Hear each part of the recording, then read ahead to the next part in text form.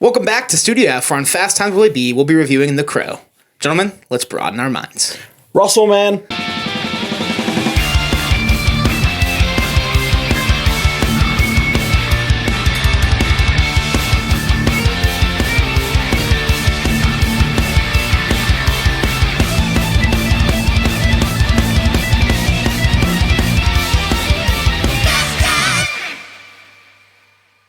Welcome back to Fast Times Willy B. I'm Willy B. I got Kory back. Kory, how are we doing today? Good. Doing good. It's late. I'm tired. So today, we'll be talking about The Crow 2024. So 30 years have passed since that original, and we get a remake. Yep. And the remake's better. Okay, let's not... Just kidding. Let's not get ahead of ourselves. But, there was a lot of word on the streets about this movie. You mean on Twitter? Yeah, that's fair. Yeah. And we're going to give our takes after watching this one. Sure. In theaters. Empty theater, that is. Yeah. Empty parking lot, too. Not a good night for...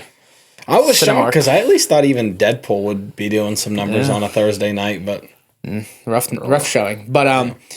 This one directed by Rupert Sanders. Mm-hmm. Obviously, Bill Skarsgård taking over the role of Eric Draven. Mm-hmm. A role that I feel like belongs to Brandon Lee and will forever be Brandon Lee. But I do like Skarsgård. Mm-hmm. So I wasn't mad at the casting at all. I think if anybody is going to do it and I'll be okay with it, Skarsgård was the guy. What did you think of the Jason Momoa original idea? Oh, yeah, you did show me that. It was odd how much it fit. Yeah, you showed me the pictures from it. I didn't know that. Yeah. But, Jason Momoa was going to do it. Yeah, I didn't know that until you showed me the pictures, but it was... I feel like he could have pulled it off, decent, too. But, he could have pulled it off, I think. Other cast members, we got FKA Twigs playing Shelley Webster. I have something awkward to bring up about that, but yes. Yeah. And then Danny Huston playing our big bad, our... Not Michael Wincott character at all. No. Kind of a fan though. I love that. I love Danny Huston. Yeah, it was an interesting take, but yeah. We'll start with the good. This is a weird movie to start with the good in, because I feel like with how the movie's set up, it's easier to start. But we'll talk about what we liked first. Sure. And honestly, once they die, it gets good. The movie takes off, and I enjoy it. It wasn't only good. I would have said it kind of great after they die, actually. Yeah. Really liked the new takes they did on this. Yes. I liked it a lot. I like, it's, like we said, different from Michael Wincott as the big bad. It's got this main character that is able to speak this hellish demonic language that makes people find the worst in them and act on it and do whatever, and whether that's killing somebody or killing themselves. I like that. Danny Huston is this guy that sold his soul basically to the devil to bring souls to the devil, that of innocent souls. Yeah, and it's an interesting twist.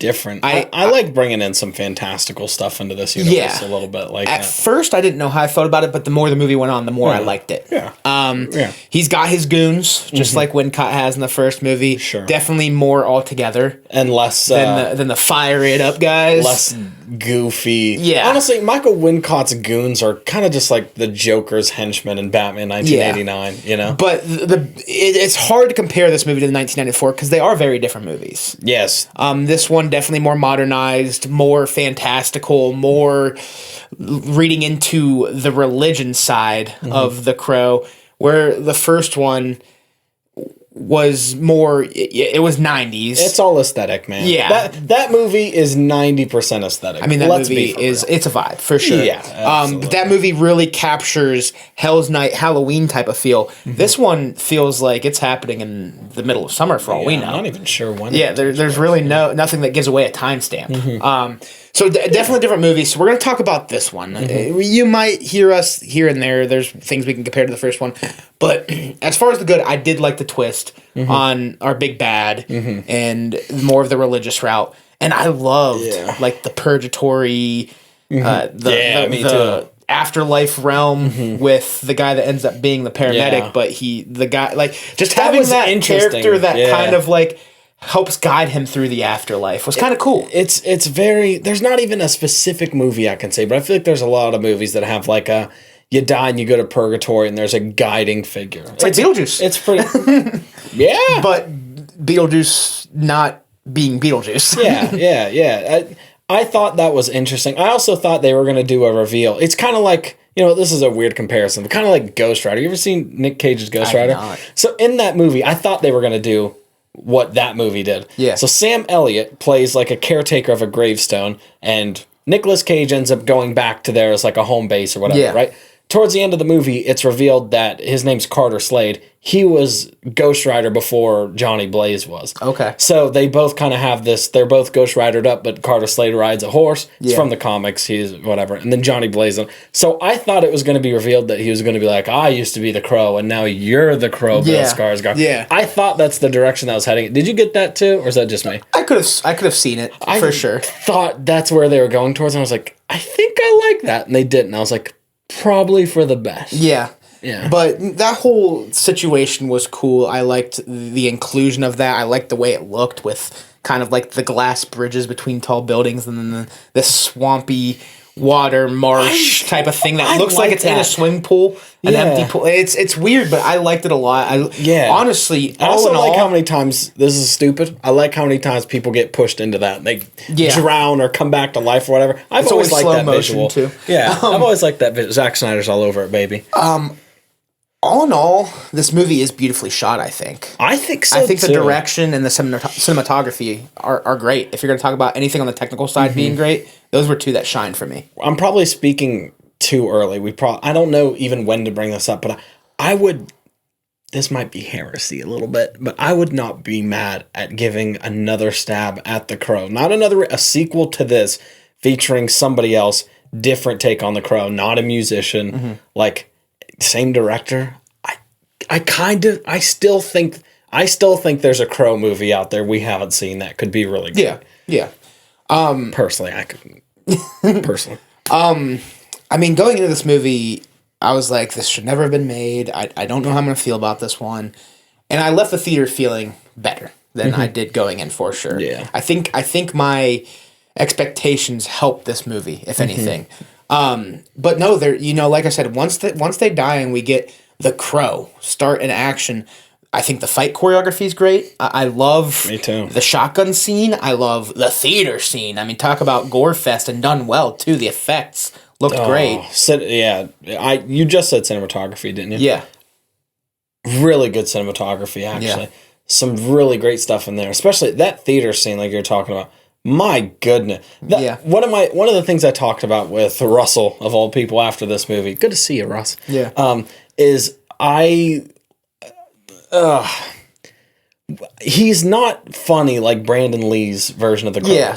Brandon Lee, he's always laughing, kind of making jokes, like kind of always doing that kind of creepy sort of thing right there.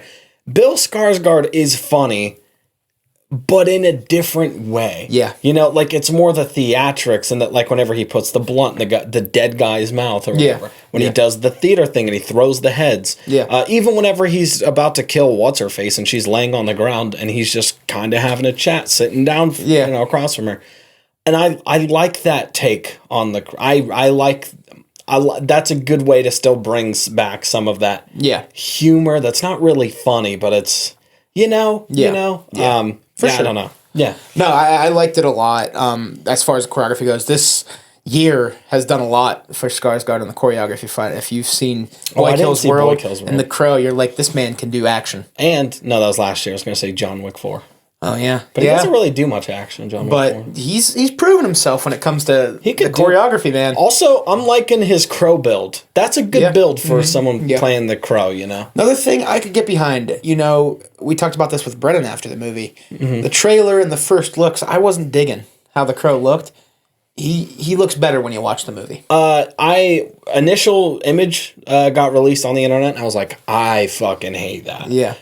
Then when they released the trailer, I was like, you know what? In motion, I'm feeling better about it.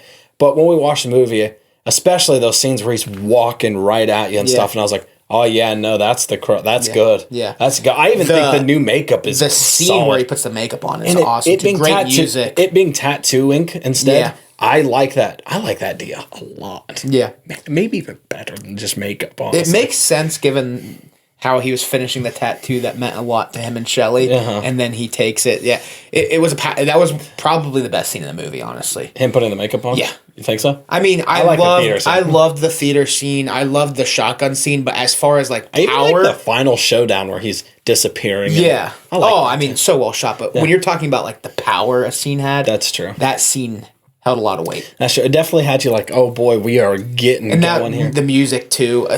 Overall, I would say I'd put the soundtrack in the good. I it's fought alright. myself Yeah, on a little it's bit because it's a alright. different take. It's alternative. It's not very it's not 90s. Crow-like. But then I hard tried to remember this isn't 1994. Well, this is a 2024 take on it. and even Close your eyes on that one. the look of him, you expect like really hard, but he's not. He just has a lot of tattoos. Yeah. Just it. So like comparing it to the 90s one, yes, that one's far and away the superior movie. But if you look at this as a standalone movie, you can find a lot of enjoyment in it. For sure. Especially as after. You know things what's happen. weird is, yeah. Well, you know what? We'll get into it later because I guess it's less good stuff. But overall, yeah, I enjoyed it. I think, especially going back to the look, like I have never been a big fan.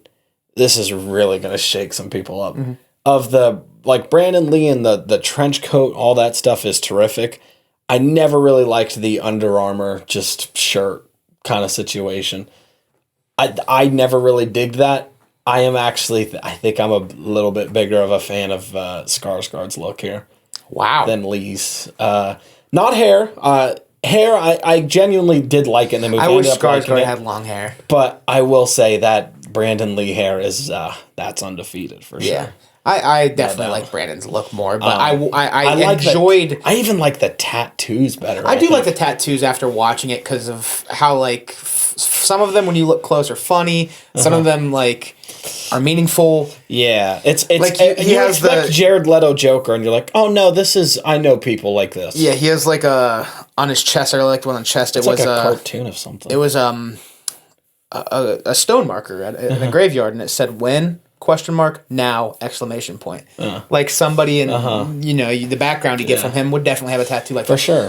They all made sense. There was the one hand tattoo obviously that looked the a meaning. lot like a ghost face tattoo. Yeah. Did you see that? There was ones looked that like a looked like ghost they were face. paying a little bit of homage to some things. But overall, you had the barbed wire, Josh, obviously with the opening scene, makes sense. But all in all, I liked his look. I still think Brandon Lee's look is way more iconic and More iconic and for better. Sure. For sure. But that's just my take on it. Yeah, for sure. But like I said, I found a lot more enjoyment in this movie than I thought I would, and I think again expectations might have helped that because I didn't go in thinking that this was going to be anything I great. had better hopes than you did, and you did. love The Crow more than I did. love The Crow. Yeah. But it exceeded my expectations for sure. Yeah, I'm going to kind of get into it now because it's kind of good, kind of. I don't even know where to put it in good or bad. Okay. But I went in with better expectations than you. And the very, very start, when we get into the rehab stuff or whatever, I'm like, oh yeah, I think this could be good. It did slow down there for a minute once they got out. But then once they got killed, I was like, okay, I'm back into this, whatever. I think knowing the original movie kind of hurt it for me in some places. That's probably fair. But I also think in some places it actually helped me at the beginning. I enjoyed the beginning more than the rest of you did. I think because of I didn't think much of Shelley herself in the original one. And I can't say that like I loved FKA Twigs in this or anything like that. But at least we got to spend some time with them and That's actually get to know the relationship. So that aspect, I was like, I think comparing the movie actually helped a little bit here for me. That's but fair. that's about the only place where that helps, to be honest. That's fair. Bill Skarsgård was great. I just got to give one more shout out He's to him. terrific, man. And especially when he takes that. Because, again, Huston was great, too. At first, it takes a minute for him to fully become the Crow. Yeah. And that's powerful when he does. So for me, I was like, man, he's kind of not pulling off the Crowisms, which I still was liking, but I was like, it's a totally different take. And then whenever he took the turn, I was like, oh no, that was intentional. Like he absolutely knows what he's doing. Yeah. And when he takes that turn, he's phenomenal. And I just now, again, comparing the movie, I was like, he's not really doing what I expected. Mm-hmm. When he takes that turn, he's phenomenal. Yeah. As what he's doing. And sure. It's more humanized too, in a way. Yeah. You know, whenever he's like, I'm gonna her soul for mine or whatever, you know, he's like, he's thinking about it. He's like, that's still gonna suck. You know? Yeah. So, do you have anything else in the good before we hop over to the meh? You know, I don't think so. There's a lot more than I thought would be there. For sure. You know, not a whole lot. You know, we touched a lot of things, great action and things like that, whatever. But the drivenness in him, again, this goes back to Skarsgård's acting, is incredible. And I actually think some of the writing was slightly again. The Old Crow, for me, that's just old aesthetics. I can watch it any day. Oh, I don't think the writing's better in this one than The Old Crow. I'm not saying that, but I'm saying some of the specific lines between Skarsgård and the villain. Okay. I think they had I'm glad you emphasized I think they had a better rapport than, even though I fucking love Wincott, like, there wasn't a lot to say between Wincott and Lee, I feel. Okay. And I feel like now, this movie, I feel like Skarsgård had more to say in his version of The Crow, and I was digging the kind of final show. I think I kind of like their final showdown better. I miss the church. I like the church setting in the old one. I like their showdown. I think it's great. I like what, you know, like you said, when the crow's disappearing and then the demons pull him into the water, but man, that church vibe and the sword v sword and the ending when he falls into the statue, like, I just think that's better. All that stuff's good and stuff. I'm just saying, when it comes to the dialogue, I think I like the dialogue between this version of The Crow and main villain. Again, I'm probably wrong, and you can shoot me outside of Will's house. I don't care. Yeah. Well, that'll segue us into the meh. I'd put a lot of the romantic dialogue in the meh. Yes. It was cheesy. Yeah. There were lines where I was like, what? Like, come on now. You want to give that one another pass? Yeah, I was like, if I ever say that to Rosie, just please punch me in the nose. In general, I would say they're watching their relationship. Just like, man, there's way too much of them two dicking around. Yeah. Too much of them dicking around, I would say. I'd put that in the meh, though. I like their first meeting and some of their scenes, you know, where she like reads to him and stuff. Like, I like some of that stuff. Yeah. But some of that shit, like, let's do ecstasy together. Blah. All right. Yeah. Sex 4 times in one day. Come on. God, that's not realistic. Damn, so much of that, too. It's like, God. And also, can you get like some not revealing clothes for her for one scene, please? Well, here's the funny part. Like, she's wearing she's wearing revealing clothes, but like, I'm surprised that we never saw anything, like, because that's true. They were showing her off everything, but like, I don't think she wore a bra in that movie. But you don't see anything. Like, that's the crazy part. You don't see specifics. So I mean, you almost see more of Skarsgård than you do of her. I'm gonna get into the FKA Twigs thing that weirded me out in the middle of the movie. What's that? Hit me out of nowhere. Why that? Her just being in it is weird. So before this, we got a trailer for Megalopolis, which features Shia LaBeouf. That trailer looked like it was all over the place. I cannot wait to watch whatever that movie is, and it features Shia LaBeouf. He seems like he's probably the main antagonist of that movie, I guess you could say, or whatever. Him and FKA Twigs worked together. He like got in a lot of trouble and had to go to rehab and stuff because of a domestic violence situation for those two. So now a movie featuring her features her abusive ex-boyfriend. That's kind of weird. Yeah. That's kind of an odd, hate to bring everybody down, but that's just strange. Yeah. I guess I didn't look into it that much. I didn't even know they dated. But I didn't know a lot about Twigs before this movie. That's pretty much all I knew. But the romantic dialogue is cheesy. Lost smooching. See, I don't know whether to put some of these things in the meh or in the bad. Yeah. That's what's tough with this movie.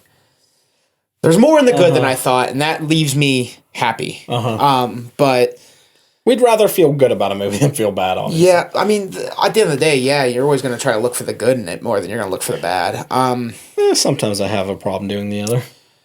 But, I mean, that's the most glaring meh. I guess the other stuff is probably bad for me. What else do you have in the meh? I would put some of the songs in Yeah, I think the soundtrack as a whole was enjoyable and a lot of it fit. There was two scenes that it didn't. As a whole, but there was like a few scenes where I was like, I'm not digging this. Yeah, the one where he's like walking down the street while it's raining and the crow's following him. I don't know how I felt about that one. That one specifically was the one that is like blaringly like, blah, change that. Yeah, and then... That one should have been more hard. The one when they're at the lake and it plays for like 3 seconds, then it goes to like 10% volume. Okay. And I'm like, well, that was quick. Well, that was... Yeah, I think I noticed that too, where I was like, that's like, you brought in a licensed song for 5 seconds. The song fit though, but they didn't give it its just due, I feel like. So I had a moment like that in the movie. It's probably that. It's probably what you're talking about. Yeah, but that's... Yeah, nothing. That's about it when it comes to the music. The rest of it, I did enjoy it. It's definitely a different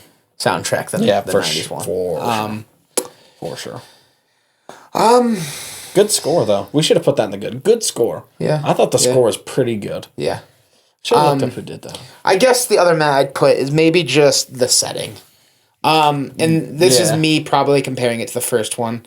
I love that city that we get in the first movie. Absolutely agree. And I just don't know how I felt about like the modernized New York City. See, I hate to always bring it back to this, but that 94 Crow... 94?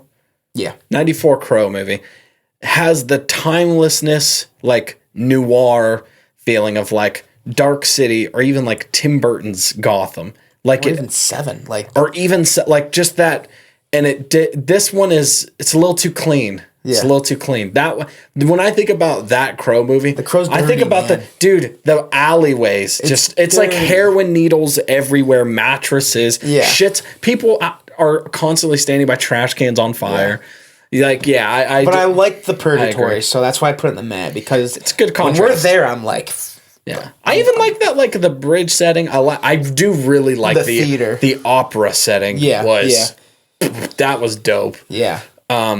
Yeah. Do you have anything else from that? But this big city, I was like... It was a little too like, it's like Chicago or something. Yeah. Riding the subway. Exactly. Yeah. I was like, man, a crow scene in the subway would be gas. Yeah, they don't really... touch that with a 10-foot pole. Yeah, but... I will say I did like his little... was he driving a DeLorean or something? What the fuck was he driving? I think it was an old Corvette, but when I first looked at it, I was like... my first thought, I was like, is that a Trans Am? Like a Pontiac Firebird? Don't go 88 miles per hour. We're mixing franchises here. Yeah, you know? I was impressed. I do like, for some reason, I was like, that fits him. Like, cause I think it's just because 90s, you know? Yeah. That's probably it for the meh. Yeah. Yeah. For me, I get conflicted about a lot of things. Even though I just said I really love his look, I'm not, for specifically, I was kind of drawn to like the pants, like shoe situation. For some reason, I wasn't crazy about the shoe pants situation. I do like the bare chest, leather jacket situation. I think the face was what I was scared of, and it ended up looking good. So yeah, the face, honestly, that's the money shot right there. Again, I wish we had long hair, but and again, I still did like the entire look. It just was like, it's just different, you know. When I think of the Crow, I think of like boots, you know, because he wore boots. Yeah, and that, but again, that's comparing things and whatnot. Another meh. Mm-hmm. It's just, again, modernizing it when they're playing music together and it's hip hop beats and stuff like that. It was just not what we were expecting. I like the rock. We were expecting rock. I was still expecting rock. The grunge. Even with their the song that they had over the teaser, which was Post Malone and Ozzy Osbourne, "Take What You Want From Me." Yeah. Or Hollywood's, whatever it's called. Even like that, I expected like that level of it, and it wasn't even that. No. Which was kind of interesting. Yeah, very alternative, very... Yeah, it was different. For sure. Bad? Let's go to the bad. I have one meh thing, sorry. Okay, let's backtrack. I did kind of like it. I liked the message of the horse trapped in the barbed wire and all that, but I'm going to say meh because you probably just should have cut it out. Yeah, I'd put the opening in the meh. That's fair. Like the opening scene, not the opening, like the entire first act, but the opening of this. Just the horse thing, whatever. And then later you see the trailer's on fire because he lit his mom on fire. I don't think that kid was that great of an actor. You can get a lot to do. I don't want to shit on a kid. Like, but might want to cut this. No, just kidding. But yeah, didn't really look that much like Skarsgård. I will say. No, and the kid wasn't really convincing. But bad now. Fuck you, kid. Wow. What? Bad. Yeah, that fucking kid. No. No, I think we both. The only thing I really have in the bad is probably the same thing you have. A lot of that second act is bleh. Not even the second act. I mean, well, maybe it's more like the first 30-ish minutes. I like the rehab stuff. The rehab stuff wasn't bad. It's just is everything the after pacing that. is bad in the first act and a half, and I get why they did it though, because in the first movie, you get that, that 10-minute montage, whatever it is, and they're engaged, ready to be married, so you know they're in love. Yeah. This one, they just met, so they have to establish how much does this guy love this guy so we can bring him back. How much does this guy love this guy? Or love this girl. Yeah, in the original movie, it's more implied, and also, maybe that works better, because it's also like, we don't need to explain it to you. But I did like getting to see them grow together a little bit.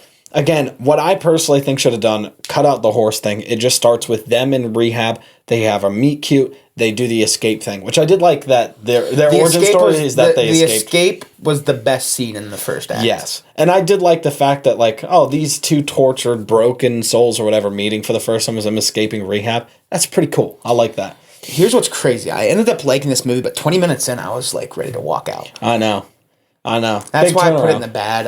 Big turnaround. But again, once they get killed, man, it really takes off. But that's what I'm saying. It should have been that, and then maybe just if you just did a montage of them when they go in the apartment in the house for the first time, and then whenever they go out to the lake, and then whatever, and then you just kind of get just something to show. Hey, months later, weeks, whatever, time passage, whatever. And maybe just cut to they're already at that nightclub. They're getting warned. They walk by that bridge. She's kind of shaky about doing the music thing or whatever. And then they get killed. Like, that right there is 20 minutes of everything you need to know. Let's kill them and then let's go on. This movie did not need to be an hour 50. It could have been an hour and a half, and I think it would have been better. I totally agree. And I still liked it. But there were things that definitely could have been cut out. See, that's spooky because I did not realize it was only an hour 50. It felt longer than that. So, definitely cut some of those things in the first act. I think there's genuinely a very good movie. Yeah. And also, I think the flashbacks and stuff, like, whenever you're seeing stuff from her friend's point of view, cut all that shit. Yeah. I didn't need to see any of that. And, like, there was a lot of cutting back and forth to timelines, and I think some of that shit got pretty messy. Again, if you just cut it down, they meet, blah, blah, blah, blah, blah, and just follow the orders, I think that genuinely would have made it a 15% better movie. For sure. Another bad for me, and this is the only bad I'm going to say in comparing the two, it lacks the charm the first movie has, for sure. Yeah. Like you said, it has that vibe, that aesthetic, that is what that movie is made on, and it just lacks that charm. I want to put that more in mad, because again, I did like it. I actually liked it a good bit. Again, I'll probably buy it when it comes out. I will too. But the other one does just have something that honestly will never be recaptured. I think as doing a reboot, I think this is about as good as you're gonna get. Probably. Without just, and I am glad that they just didn't do the same thing again. And I think the thing that was missing was like just aesthetic, man. That first movie is all vibes and aesthetic. It's dirty, gritty. And then it could have used more of that timelessness, like we said earlier. Like, the rain. Whenever they added the rain, I was like, oh yeah, fuck, this is like an integral piece of this story that I forgot we need. Yeah, the rain is everything. Oh yeah, you need to have the rain. The darkness, the rain. It was very bright at the beginning. I was not liking that. Yeah, there was a lot of. It's never daytime in the first Crow. No. Is there even a single, except for the very, very end? Yeah, that's it. Yeah. Good. Good. But the last thing I'd put in the bad is, the main premise is following that this video on this phone can't be released, why not just post on social media? I do have a question with that. That being, they both have something on each other. Like, yeah, he witnessed a murder, but you did the murder. If anything, he has more evidence against you. I mean, that's fair. All they got is he whispered something in your ear and you decided to stab someone and he comforted you. Like, neither of you should want that out there. Yeah. So why is anybody scared? Why is anybody telling on anybody? It sounds like both of you should just shut the fuck up. The whole video thing was... kind of Yeah, I don't think it needed to be included. Yeah, maybe not. Maybe she should have just been like, oh, he liked me because I used to be like a escort or something and I stole from him. That would have been fun. I mean, I get it because it moves along the demonic religious side of things. You know, but like, I still do. I think you could have still done that without the video aspect. Maybe they should have just done something else other than a video. Yeah. Or even a video where something else happens. Because the reveal of, well, she stabbed a guy. I was like, you built that. It seemed like it was him doubt. So yeah, I guess thematically it does, its job. Yeah.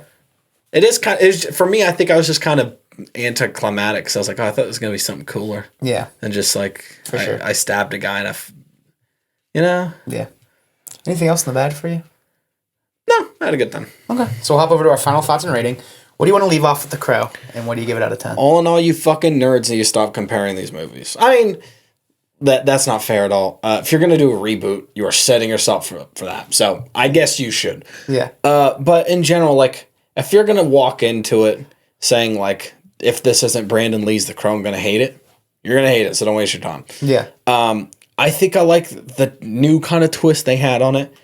Again, I kind of actually thought this movie was going to end with, because he trades his life for hers. I thought the reveal at the end of the movie was going to be, well, the reveal is she's going to come back to life and you're going to walk the earth as the Crow doing good deeds or, whatever, righting more wrongs, fixing the balance or whatever. Yeah.